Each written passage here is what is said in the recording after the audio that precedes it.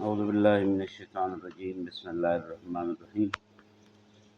اللهم صل على محمد وعلى آل محمد كما صليت على إبراهيم وعلى آل إبراهيم إنك حميد مجيد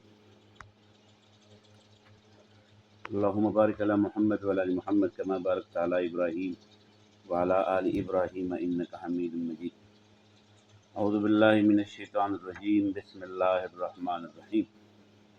لقد كان لكم في رسول الله أسوة حسنة صدق الله العظيم قال الله تبارك وتعالى هو الذي أرسل رسوله بالهدى ودين الحق يظهره على الدين كله ولو كره المشركون صدق الله العظيم وقال النبي صلى الله عليه وسلم لا يؤمن أحدكم حتى أكون أحب إليه من والده وولده والناس أجمعين وقال النبي صلى الله عليه وآله وسلم بعثت لأتمم مكارم الأخلاق وقال النبي صلى الله عليه وآله وسلم إقامة حد من حدود الله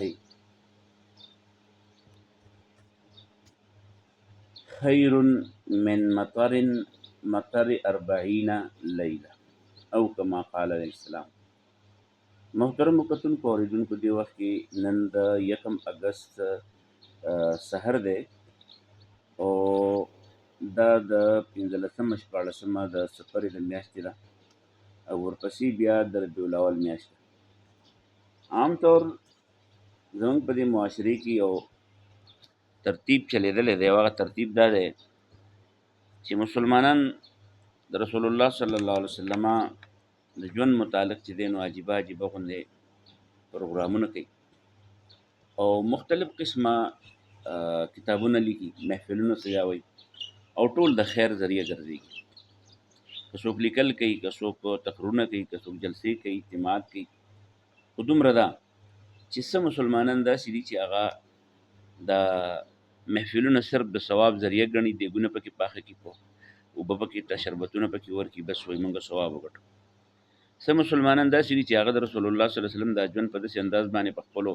شعله بیانۍ کې تقررونو کې پیش کړي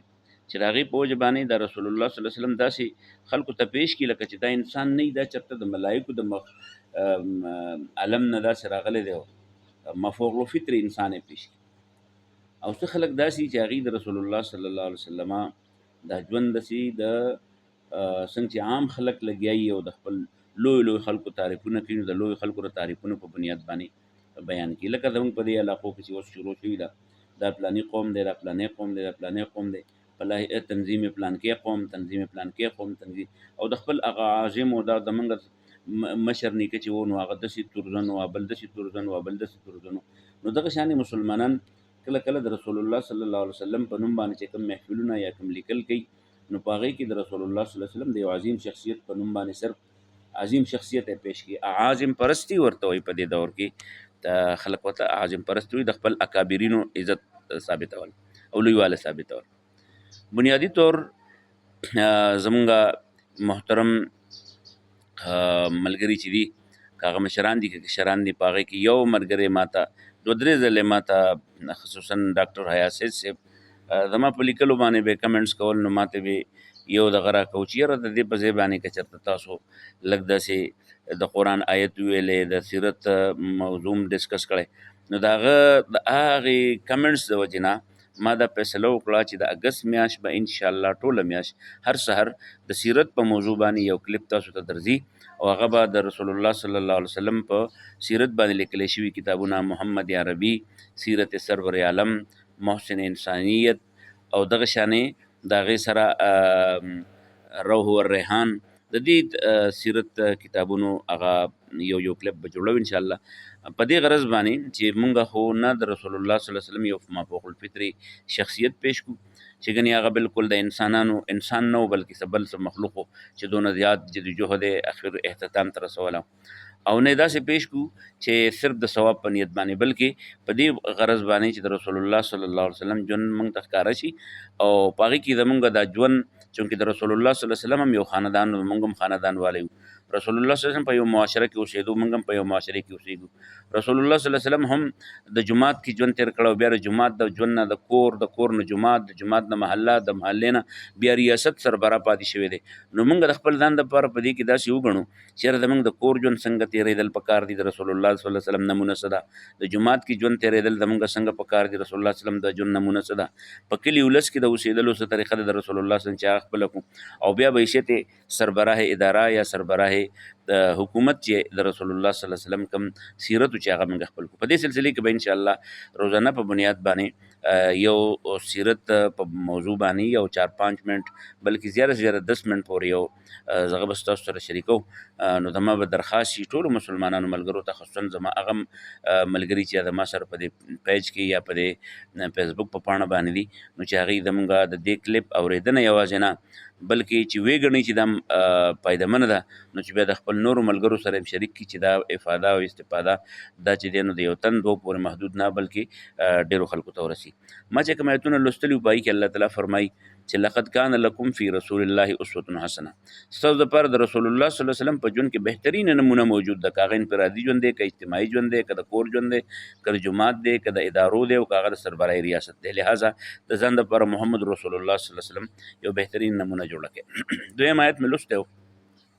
چې الله پیغمبر را لېږلی دی دپاره دی، هو الذي ارسل رسوله بالهدى ودين الحق ليظهره على الدين كله ولو كره المشركون. الله پیغمبر د دین حق سره داسې دې دپاره را لېږلی چې دا دین په ټولو دینونو باندې غالب کړي. نو چې موږ دغه سیرت مطالعه کوو نو چې کم از کم مونږ په دې غرض باندې د سیرت مطالعه یا اورېدنه یا لیدنه وکړو، کتنه وکړو چې د محمد رسول الله صلی الله علیه وسلم د ژوند مقصد الله تعالی د دین اقامت ګرځولی، چې موږ هم د خپل ژوند مقصد د دین اقامت وګرځو او هغه انسانان جوړ شو چې هغه د انسانیت عروج ته رسېدلي، او انسانیت عروج ته اخر سر ته رسېدلي. دا نه یوازې د خپل ځان بلکې د خپل ځان سره د مخلوق خدا شي، او یوازې د مخلوق خدا کېدل نه بلکې په خپلو مفاداتو باندې هغې ته ترجیح ورکو، د نور انسانانو ته ترجیح ورکو. او دا هم یوازې نه بلکې د انسانیت معراج ده چې خپل مفادات، خپل پیدې، خپل ترجیحات دا قربان کو د امت د ترجیحاتونه او د ملت د ترجیحاتونه، او خپل جان مال عزت هغه د اسلام په حفاظت باندې ولګو. نو په دې غرض باندې به انشاءالله زمونږ د دې سیرت مطالعه روانه وي. کم ملګري چې هغه په دې حوالې باندې د سیرت مطالعه کول غواړي، نو اگر چې غټ غټ د سیرت کتابونه خو ډېر موجود دي، خصوصا د مولانا سید سلیمان نبیو د شبلی نعماني صاحب سیرت النبي صلی الله علیه وسلم 5 جلده چې دی نو هغه ډېر مفید دی، خو که دونه موخه نه نو کم از کم دا یو کتاب چې د محسن انسانیت په نوم باندې تاسو سره ښکاري، نو دا محسن انسانیت شو یا وړوکی محمد عربي چې مولانا عنایت الله اصلاحي سبحاني لیکلی دی، یا النبي الخاتم، دا وړه د سیرت کتاب، یا حیات طیبه، یا چې کوم دی د هغې نه علاوه الروح والریحان په نوم باندې وړه کتابونه چې دي. نو کم از کم زما به درخواست وي چې دا څونه ملګري دي چې هغې په دې ربیع الاول په دې میاشت کې خصوصا یو وړوکی د سیرت کتاب چې دی هغه لازما مطالعه کړي. زما به کوشش وي چې د 4 واړو سیرت د کتابونو نه یو په مختلفو موضوعګانو باندې یو سلسله وچلو. الله نه مې دعا ده چې الله مالا د صحیح ویلو او بیا موږ ټول په صحیح طریقه د اورېدو د عمل کولو توفیق راکړي. رسول کریم صلی الله علیه وسلم کوم حدیث چې مې لوستلی په هغې کې رسول الله صلی الله علیه وسلم فرمایي چې ما كان لا يؤمن احدكم حتى اكون احب اليه من والده وولده الناس اجمعين. هغه سړی تر څو هغې پورې مسلمان نشي کېدی پوره مسلمان چې هغه زه ورته خپل ابۍ دادا او د خپل بچو بلکې د ټول انسانیت نه ورته بهتر نه یم، خوښ ورته نه یم. نو راځئ چې موږ هغه بهترین هستي چې هغه د الله تبارک وتعالی هم پسندیده وه او په مخلوق خدا کې خلکو چې دی نو د هغه په محبت باندې خپل ځان قرباني کړی دی، او قرآن هم هغې ته محبوب انسان ویلی دی چې وما ارسلناک الا رحمة للعالمین، د ټول انسانیت دپاره ته چې کوم دی رحمت نو د دغې رحمة للعالمین د ژوند او د سیرت مطالعې او د هغې د واقعاتو د اورېدو لپاره راځئ چې په دې سلسلې کې شریک شو. روغه میاشت به انشاءالله د اګست په میاشت کې د سنت نبوي صلی الله علیه وسلم او د سیرت نبي صلی الله علیه وسلم تذکري الله دې مالا تاسو له د رسول الله صلی الله علیه وسلم د ژوند نه د نمونې جوړولو او بیا د هغې په ذریعې باندې د خپل ځان، معاشرې، کلي، ولس او د ملک بلکې د انسانیت د فلاح او د هغې د نجات دپاره د خوارۍ توفیق راکړي.